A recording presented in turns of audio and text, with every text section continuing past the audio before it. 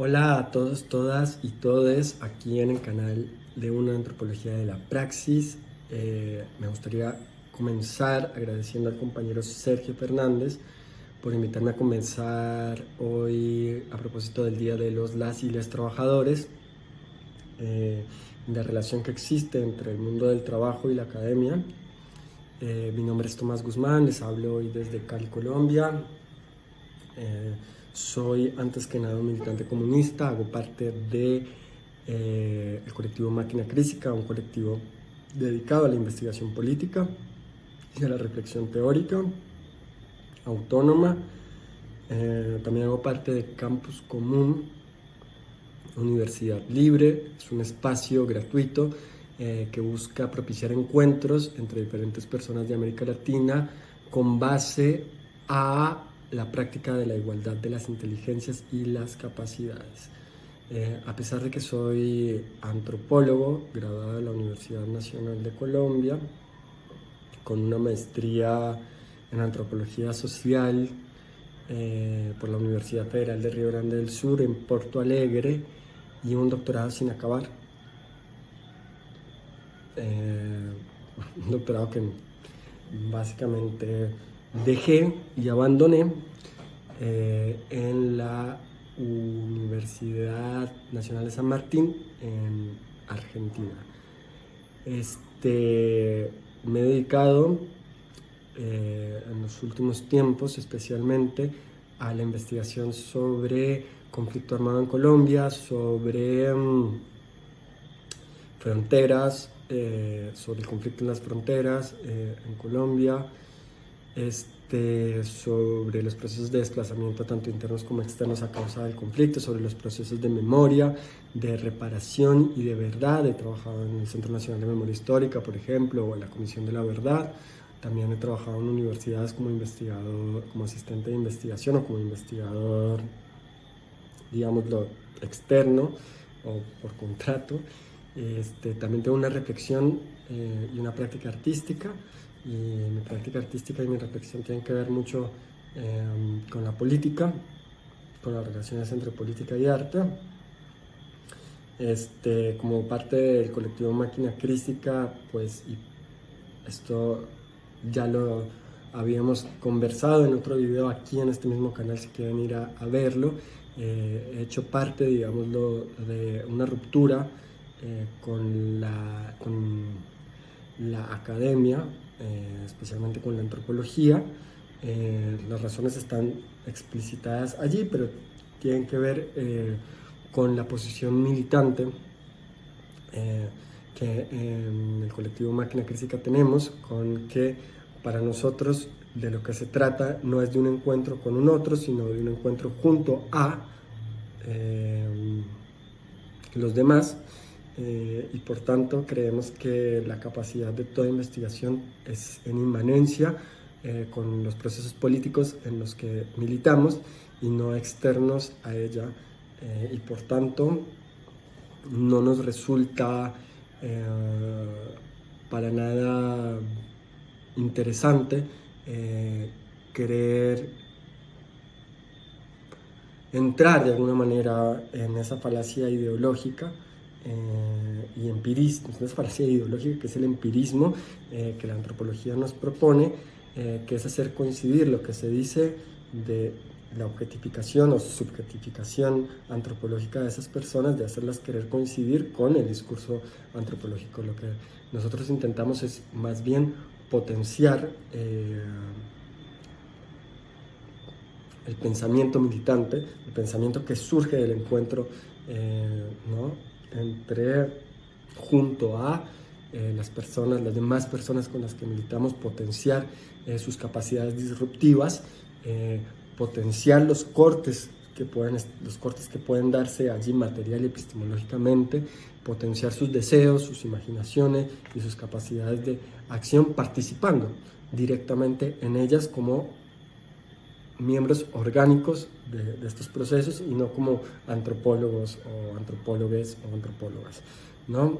Creemos que nosotros como antropólogos, antropólogues y antropólogas no tenemos nada que decir al respecto de esos procesos, y sí como parte de ellos mismos. Por lo tanto, creo yo, no involucro aquí a mis compañeros porque no necesariamente coincidimos en eso, cuando la antropología, que es una disciplina que por sus diferentes procesos, ¿no?, por su propia historia, se ha tenido que encontrar, digamos, con demandas políticas muy fuertes en el campo. En fin, trata de pensar la política en realidad al colocarse exterior a esos procesos políticos, al colocarse como un conocimiento exterior, aunque sea subsidiario, aunque quiera ser solidario con esas luchas, no hace sino retirarse de la política, ¿no? Entrar simplemente al juego de la representación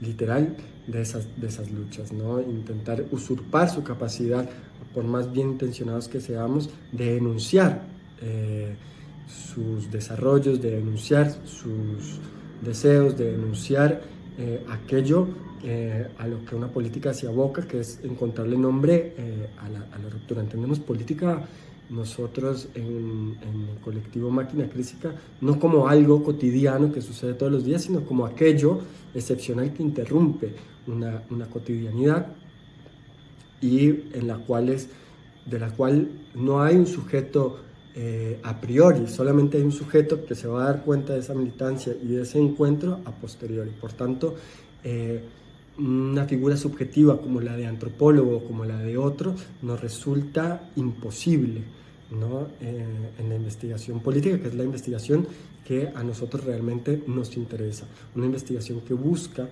de alguna forma, no apenas entender, sí, o analizar una determinada situación en la que se encuentra una determinada lucha, sino además intentar potenciar la capacidad de intervención de esa lucha en lo que ella se propone, ¿no? En su horizonte, en ese nuevo horizonte que propone, en ese lugar en donde ella todavía no se habría terminado de realizar, estaría por venir de alguna manera. Bueno, sobre la primera reflexión que me pedís al respecto de la producción de conocimiento y el mundo del trabajo, qué sucedería en la academia, ¿no? Cómo se manifestarían ciertas lógicas del mundo laboral por fuera de la academia, y bueno, si allá habría explotación, precarización laboral, exigencias de producción, acoso sexual y laboral, u otras figuras que también apliquen por fuera.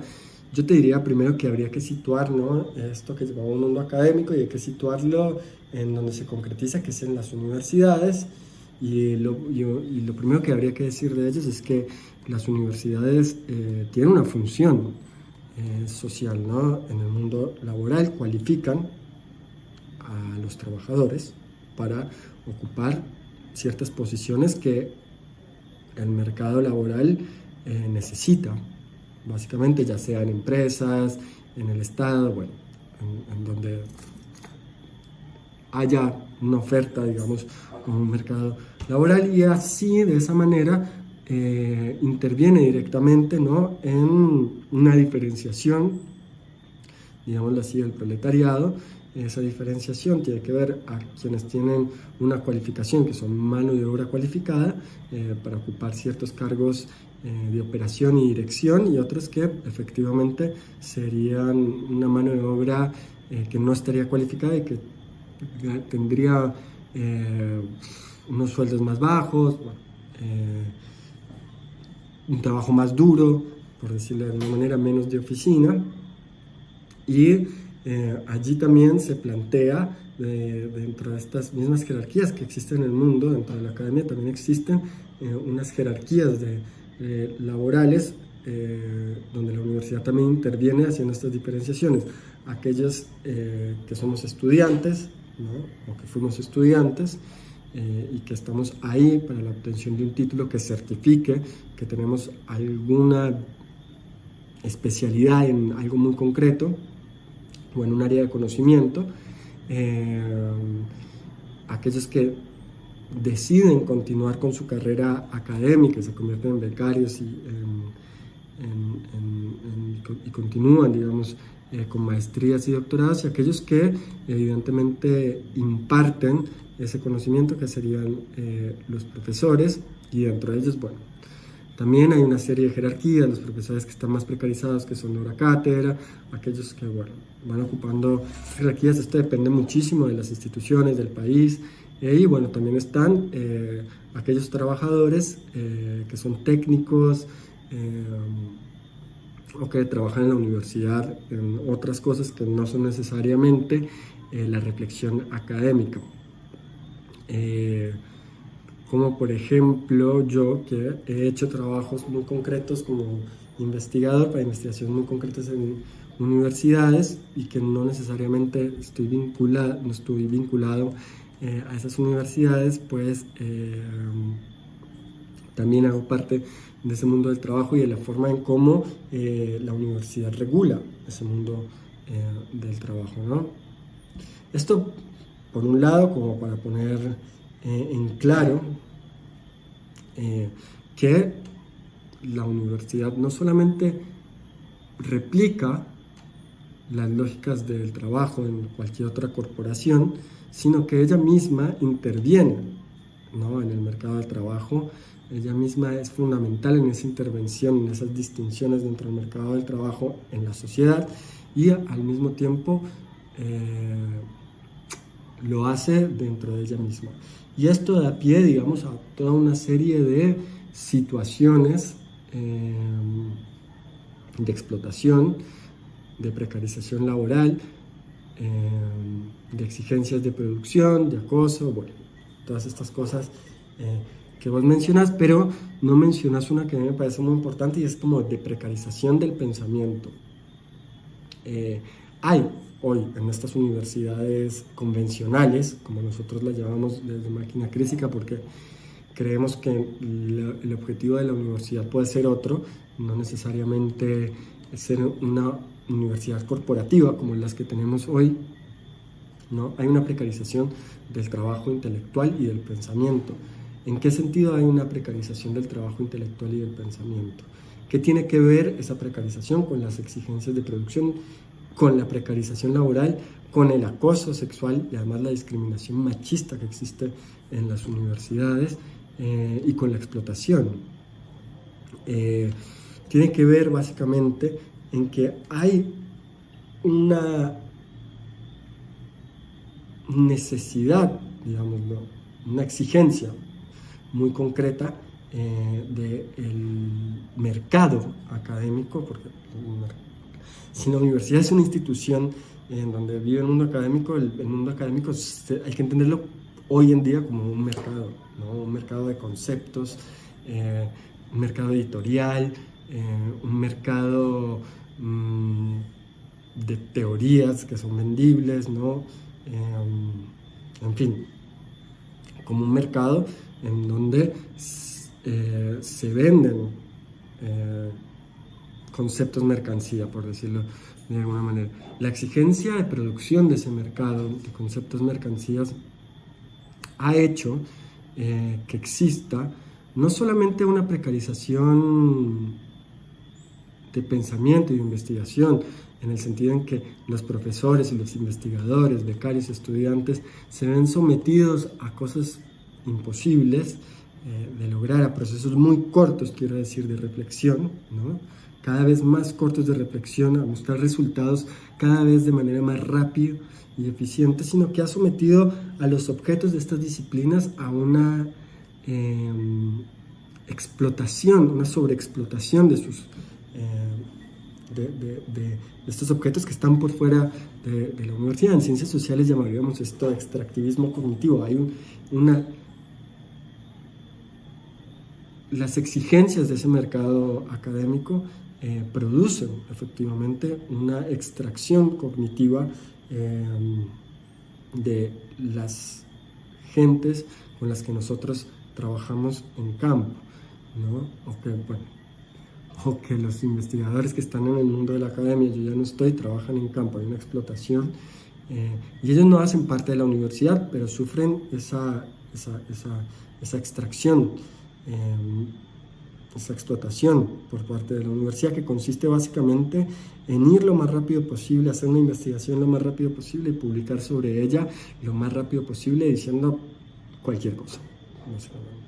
Inclusive los investigadores dentro de la universidad que son más serios, que intentan ser más serios, se ven coartados en sus capacidades para poder tener un proceso más largo, ¿sí?, de reflexión. Eso sin contar con que la relación que se produce entre el investigador y la gente con la que trabaja no se ve damnificada, en el sentido en el que el investigador no puede efectivamente comprometerse con estas personas. Sin embargo, hay que decirlo,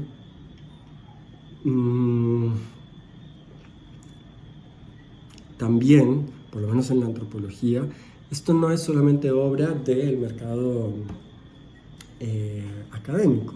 La antropología tiene una dificultad enorme de comprometerse con los procesos políticos, a pesar de su interés, que es un interés que tiene unas condiciones materiales históricas muy concretas. El hecho de que la antropología haya sido la disciplina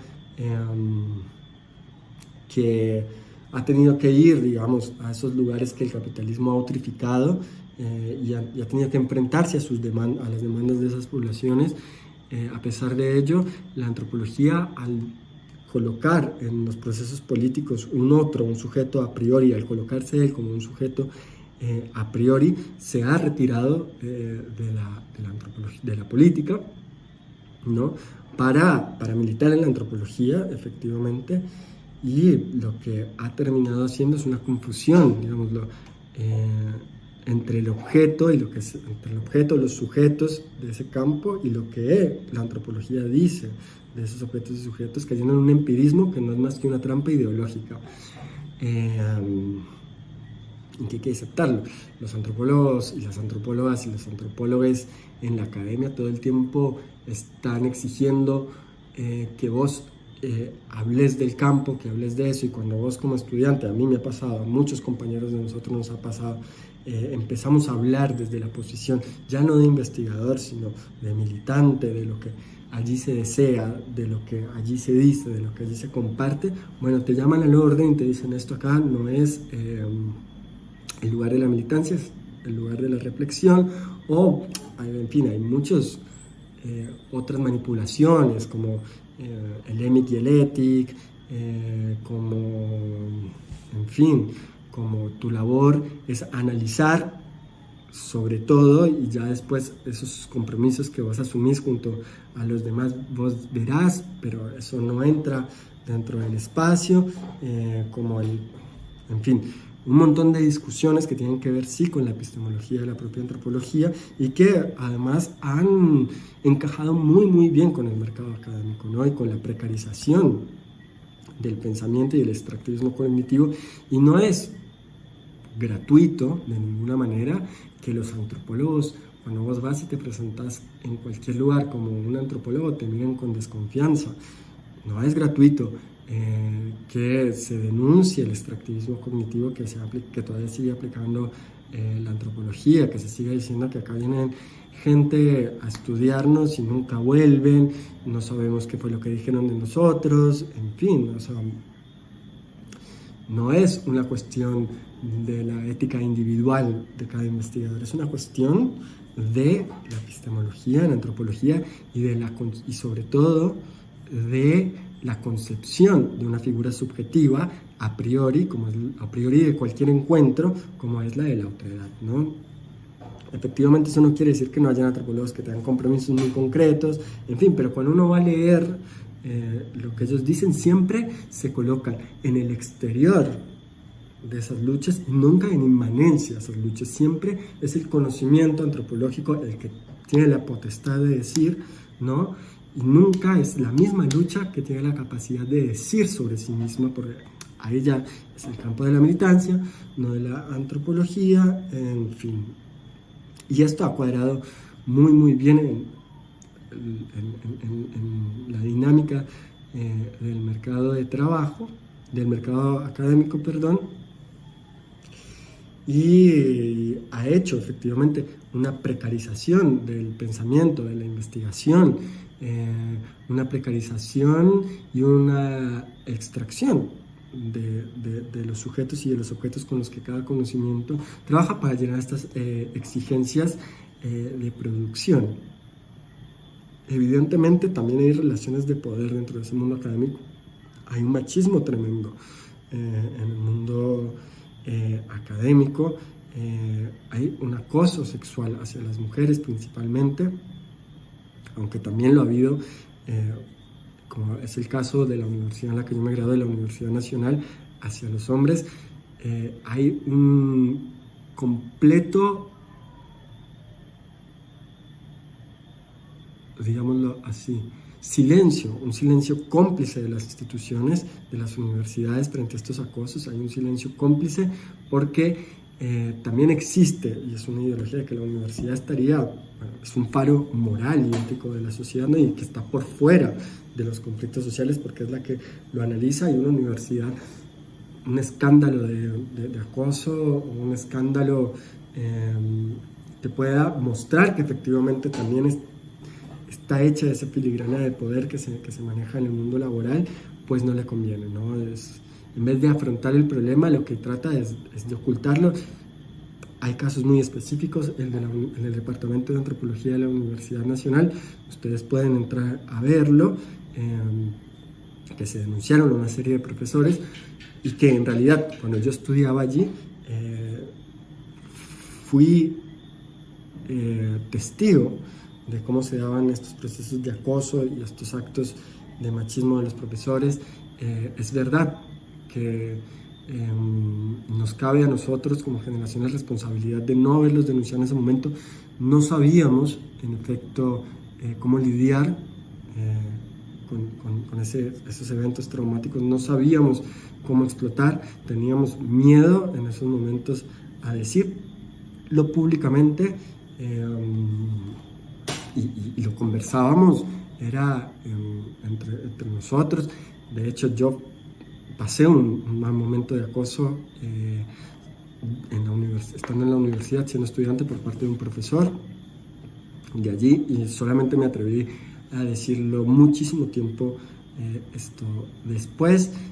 La universidad nunca hizo nada, simplemente intentar que esto no manchara mucho su nombre, que no hubiera mucho escándalo. Bueno, sucedieron algunas cosas con esta denuncia, con este escrache que hubo hacia estos profesores, y en realidad no pasó mucho más, ¿no? O sea, simplemente dejar que el tiempo pase y dejar que estos profesores continúen en estas lógicas, lo que demuestra además que es una institución cómplice de violencias hacia los estudiantes, y violencias que pasan, sí, también por acosos sexuales, pero también hay una violencia cognitiva hacia los estudiantes en las facultades, una violencia cognitiva de los profesores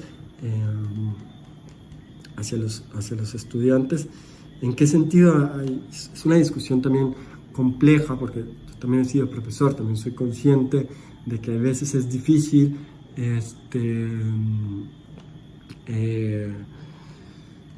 conseguir, digamos, que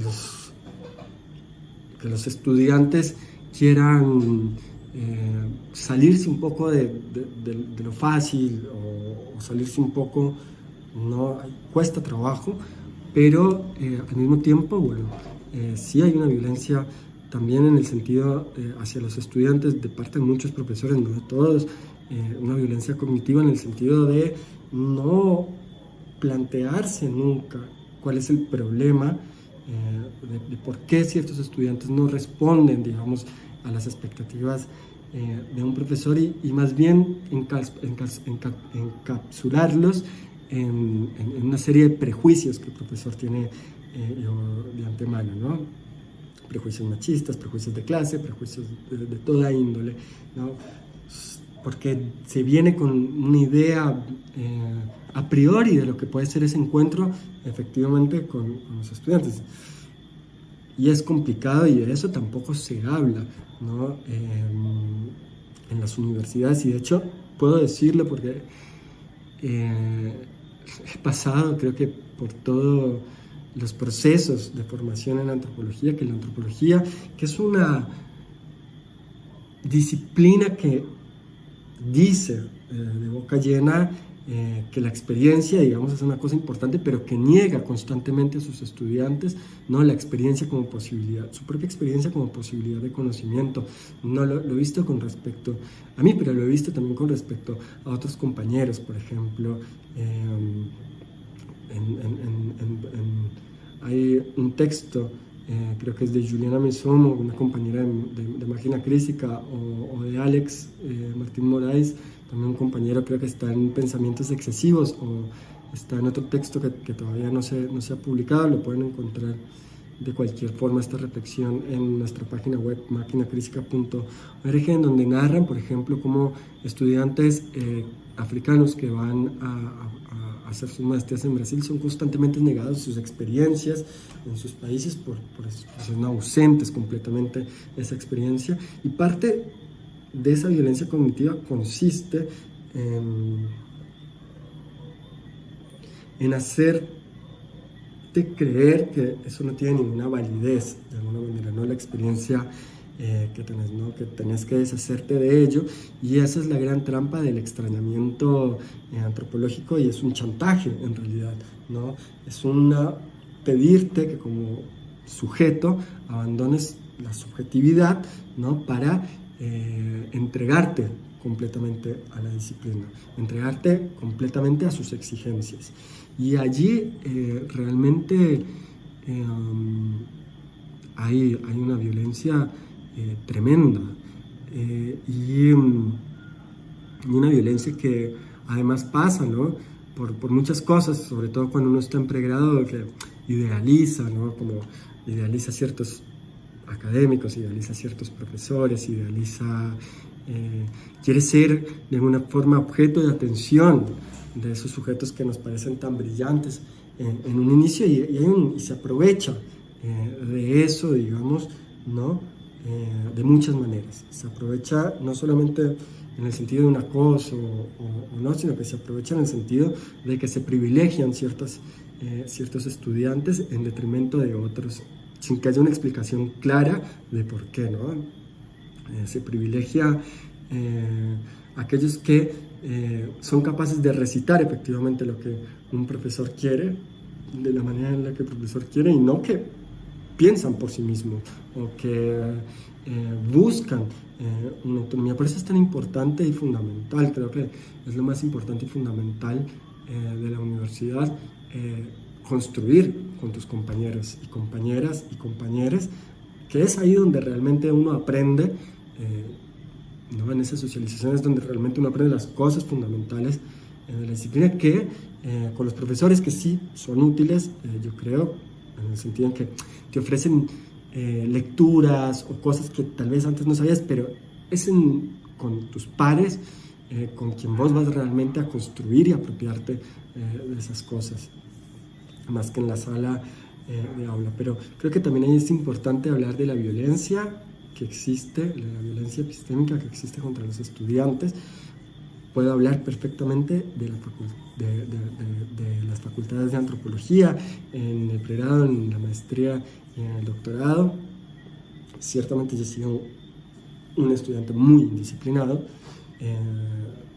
con un problema tremendo con la autoridad académica, pero esto no es gratuito. Tiene que ver con cómo no soy capaz de encajar, digamos, en lo que se supone sería lo normal, ¿no? Que los profesores exigen en los estudiantes, y tengo otra forma, y siempre he tenido otra forma autónoma de encarar. Cuando digo autónoma quiero decir no individual, sino en otros procesos, en el sentido en que no están sustraídos de alguna manera a la institución, de encarar los procesos de aprendizaje y de reflexión, ¿no? Y bueno, esto también dice mucho cómo los profesores conciben a los estudiantes. Los profesores no conciben a los estudiantes como personas capaces de elaborar teóricamente nada, ¿no? Sino como receptores de teoría que ellos ya hicieron o de la cual son discípulos o sobre las que ellos hicieron una investigación, ¿no? Pero nunca como sujetos activos, ¿no? de una teoría. Entonces, en ese sentido, los estudiantes son a los profesores lo que los otros son a la antropología. Bueno, con esto quiero cerrar esta pregunta.